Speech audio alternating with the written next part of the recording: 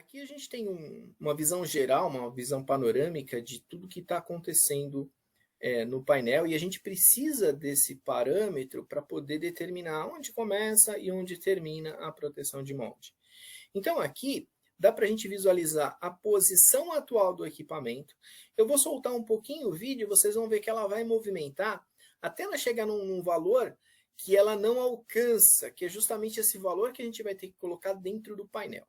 Eu vou soltar o vídeo aqui, ó.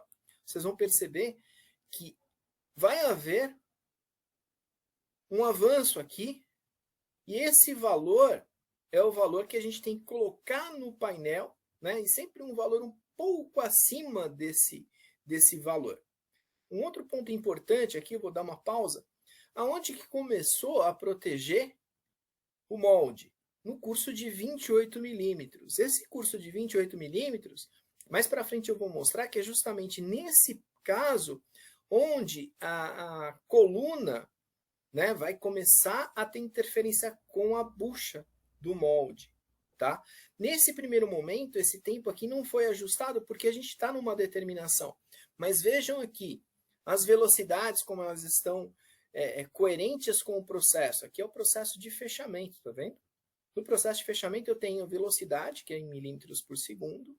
Então a gente tem no primeiro momento 200 milímetros por segundo. Na proteção de molde, que começa em 28 e vai terminar naquele valor que nós mostramos anteriormente, é esse valor que a gente tem que colocar aqui. Isso eu tenho que ter um tempo de monitoramento, que vai mostrar aqui embaixo, tá? Aqui a gente tem as posições da régua. Então, a abertura, aqui a gente começou a escalonar. Aqui a gente tem, basicamente, os tipos mais comuns que a gente encontra na fábrica. Primeiramente, nós temos o sistema de fechamento hidráulico mecânico, que esse sim é um sistema bastante conhecido e muito aplicado dentro das fábricas por conta da sua velocidade, por conta da sua economia de energia e por conta da sua, de ser, vamos dizer assim, o mais comum de encontrarmos na fábrica. Veja, nós temos o fechamento e abertura através dessas tesouras mecânicas. O ajuste de altura ele se dá por conta da regulagem dessa placa, onde ela vai avançar e recuar de acordo com a altura de máquina. Altura de molde, me desculpe, perdão. O segundo elemento é o sistema de fechamento hidráulico, onde a abertura e o fechamento vai se dar através do avanço e o recuo desse cilindro hidráulico. Portanto, a altura de molde ela é dependente do curso desse pistão hidráulico e a abertura consequentemente. O terceiro item já é uma máquina de duas placas, um sistema um pouco mais moderno que vai aliar a questão da praticidade de você trabalhar com esse tipo de equipamento por conta dele economizar muito espaço e economizar muita energia, porque quem vai fazer o avanço e o recuo da placa vão ser pistões pequenos e o travamento vai se dar através desse elemento aqui que vai fechar e travar efetivamente o molde. Já a altura de molde vai acontecer nesses três tipos de equipamento. E esse sinal de travamento de molde é o que vai dizer para o equipamento que pode injetar que o molde está fechado. Bom, como é que funciona o fechamento de molde? Não é um parâmetro fixo, é um parâmetro variável. Por conta disso, você tem uma livre programação, tanto de velocidade, quanto pressão, quanto curso, aliado a um tempo que você determina. Como dito anteriormente, o fechamento é necessário para manter esse molde fechado durante o processo de injeção. Então, a tonelagem específica, ela depende muito da área projetada de produto, do tipo de matéria-prima que a gente vai estar trabalhando, e isso também pode ser tratado aí nos dicas de transformação posteriormente. Mas vamos lá. Feito o fechamento de molde, vai haver um movimento ou não do avanço da unidade de injeção, ou seja, essa unidade ela pode trabalhar fixa no molde ou ela pode trabalhar recuando. Sempre que possível, trabalhem com a unidade encostada, tá? Para evitar vazamentos, evitar desperdícios de material, evitar amassamento entre pique e bucha. Então, sempre é recomendável que você deixe essa unidade de injeção avançada. E esse é um parâmetro que precisa ter no equipamento para que ele efetivamente libere a injeção. A injeção nada mais é do que o deslocamento dessa massa para dentro do molde, como visto aqui nessa figura. E claro, isso vai demandar um tempo, vai gastar um percurso, vai necessitar de uma pressão de injeção e vai ter uma velocidade que vai acontecer esse processo de injeção. Todos esses parâmetros são controláveis pela máquina e você necessita de parametrizar para que haja esse tipo de controle. Já o recalque é a fase onde o material ele foi transferido para dentro do molde e no processo de resfriamento você precisa compensar essa contração, ou seja, você vai empurrar um pouco mais de material para dentro do molde, compensando a contração desse tipo de material. Nessa animação dá para a gente perceber que a rosca é esquerda.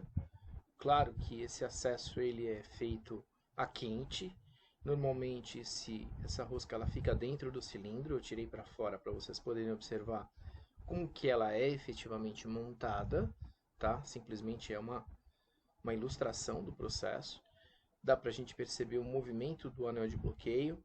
Aqui eu vou montá-lo novamente na posição. Claro que precisa de uma chave para poder fazer esse aperto. Aqui é simplesmente para mostrar como ele fica montado. Bom, pessoal, aqui a gente consegue observar o anel de bloqueio, onde o material efetivamente vai entrar e onde esse material efetivamente vai sair e a movimentação dele.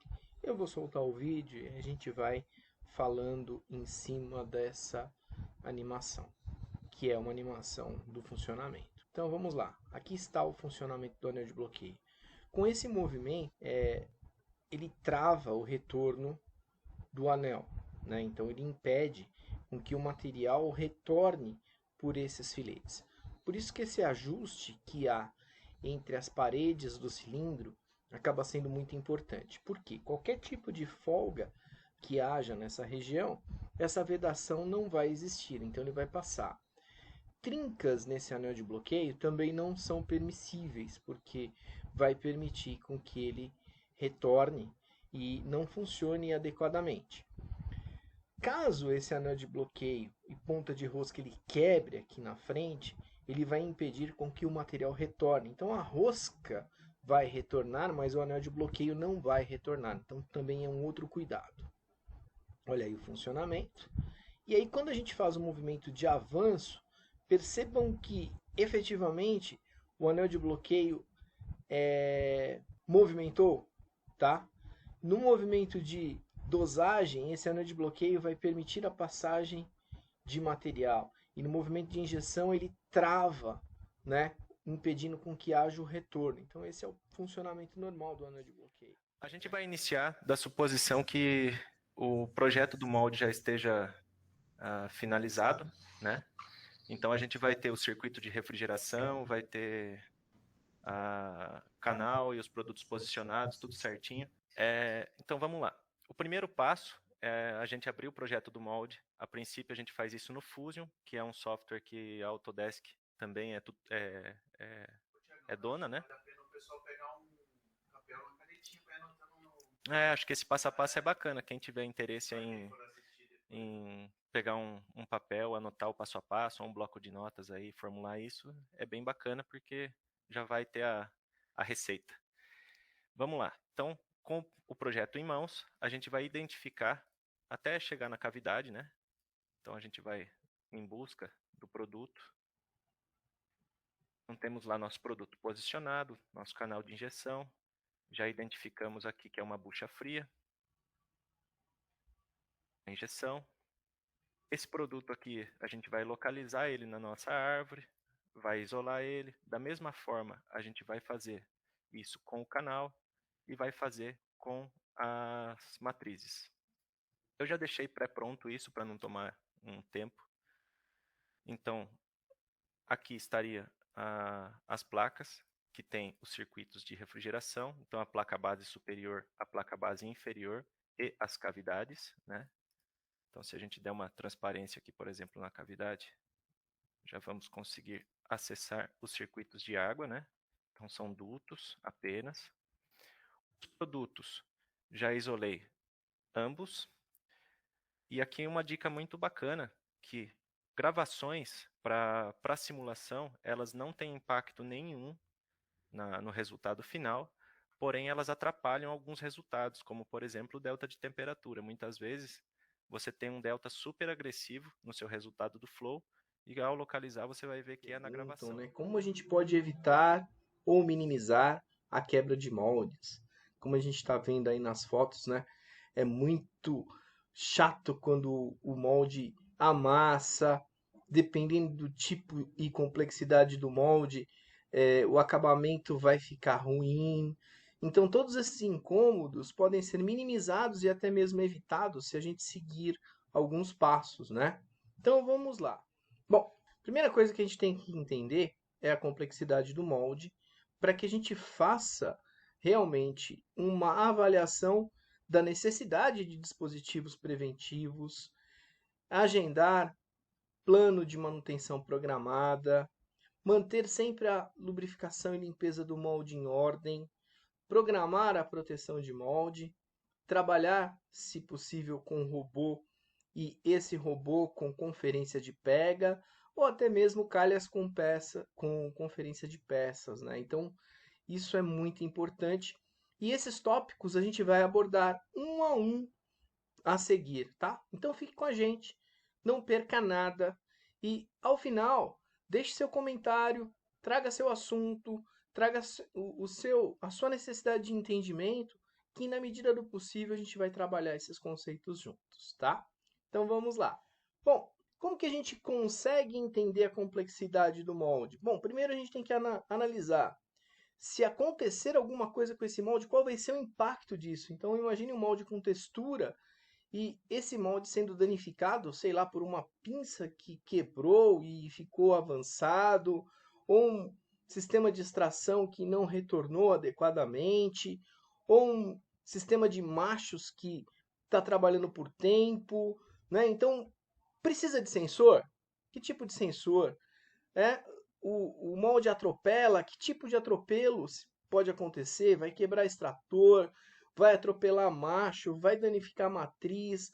Vai danificar machos? Tem riscos de movimento? Quebra por movimento? Então, quando eu deixo o material PVC dentro da máquina, eu desligo o meu equipamento e vou ligar o meu equipamento no outro dia, não é uma coisa que eu ligo, a temperatura do pirômetro vai lá em cima, resistência ligada, a máquina está pronta para trabalhar. Não. Você tem um tempo pré-determinado ali. Geralmente uma máquina leva 15, 20, dependendo da potência, ela vai até meia hora para aquecer o canhão de uma máquina. Agora imagine o PVC parado 30 minutos lá dentro. Ele não vai resistir. Ele não vai resistir. Não tem, por mais que eu estabilize ele, não tem milagre. Tá? Então, é o ideal sempre deixar a rosca vazia para trabalhar. Parei também o meu molde. Meu molde ele vai injetei a quantidade de peças que eu necessitava, eu vou guardar meu molde. Esse molde, a gente sempre recomenda também fazer um tratamento, passar um protetor de molde. Hoje no mercado tem vários. Na minha época eu chamava de verdinho, quando eu trabalhava na produção. Mas hoje tem vários aí no mercado. Então, se recomenda, assim, é uma forma de você proteger o molde para não gerar corrosão. Porque ele vai acumulando vapores de gás ali dentro do molde. Outra coisa importante quando a gente fala de moldes de injeção de PVC, principalmente o rígido, o escape de gás. Tá? Então o PVC rígido ele precisa muito desses escapes de gás. Para quê? Ele vai gerar uma quantidade de vapor. Não é muito grande, mas ele gera. Por mais que eu reduza velocidades e ajuste a temperatura, ele gera um pouco. Então o meu molde ele precisa ter esses escapes de gás. Senão ele vai acumular. E aí geralmente ele vai gerar uma emenda, que o pessoal confunde muito com emenda fria. Ah, tá gerando emenda fria. Não, essas emendas às vezes é simplesmente um acúmulo de gás naquele ponto, que se você abre ali, resolve o problema. Outro ponto também, que eu acho importante, é quando o cliente fala, PVC dá para injetar parede fina? Não é o material mais recomendado, mas eu tenho diversos clientes que conseguem injetar. O que a gente costuma fazer? O tipo de alimentação de galho, em vez de ser único, a gente começa a alimentar vários pontos da peça. apesar de não ser uma peça, às vezes não é uma peça, geralmente pontos a mais de gestão, auxiliando especialista em matriz, quando a peça é muito grande, a gente distribui. Ah, a peça pequena tem necessidade, no PVC acaba tendo um pouco. Então você facilita, o grande segredo é facilitar o fluxo do material para dentro da cavidade. Porque o PVC precisa de ciclos rápidos, ele não pode ser um ciclo muito lento, porque ele não pode ficar um tempo muito alto estacionado dentro do canhão. Quanto mais rápido o seu ciclo de PVC, melhor.